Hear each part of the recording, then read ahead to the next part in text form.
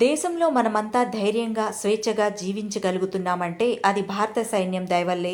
తమ ప్రాణాలను పణంగా పెట్టి మనల్ని కంటికి రెప్పలా కాపాడుతున్న భారత సైనికులు, వారి ధైర్య సాహసాల గురించి ఎంత చెప్పుకున్నా తక్కువే.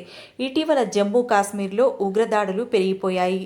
ఆ దాడులను మన సైనికులు ధీటుగా ఎదుర్కొంటున్నారు. కాగా బోర్డర్లో సైనికుల పోరాటాలకు సంబంధించిన ఓ వీడియో నెట్టింట వైరల్ అవుతోంది.